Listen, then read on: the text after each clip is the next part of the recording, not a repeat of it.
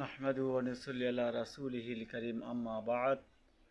আলহামদুলিল্লাহ, সমস্ত প্রশংসা সে একমাত্র মহান রব্বুল আলামিনের জন্য, যিনি আমাদেরকে কিছু বলার সুযোগ করে দিলেন।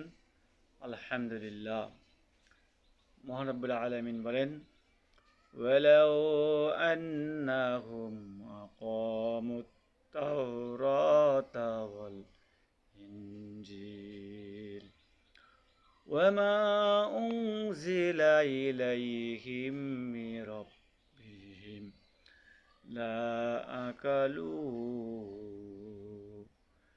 من فوقهم ومن تحت أرجلهم।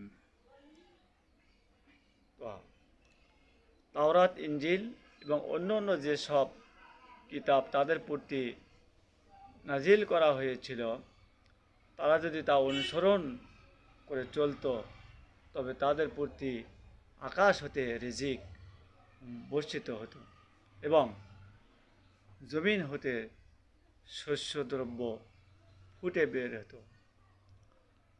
কিন্তু তারা আল্লাহ তাআলার এসব কালেমার প্রতি জুলুম করেছিল, আর তার ফলে তাদের প্রতি লাঞ্ছনা ও পরমুখবিক্রেতা তাদের উপর চাপিয়ে দেওয়া হয়েছিল।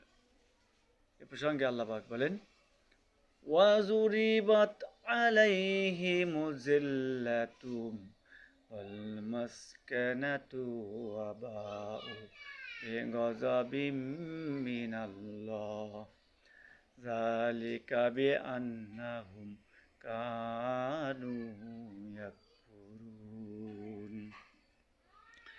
ইয়াকফুরুনা বিআয়াতিল্লাহি ওয়া ইয়াকতুলুনান নাবিয়্যিন বিগাইরিল হক যালিকা বিমা আসাউ ওয়া কানু ইয়াতাদুন। অর্থাৎ লাঞ্ছনা, পরমুখতা তাদের উপর চাপিয়ে দেওয়া হয়েছিল এবং আল্লাহর গজবে তারা পরিবেষ্টিত হয়ে পড়েছিল। এর কারণে এই যে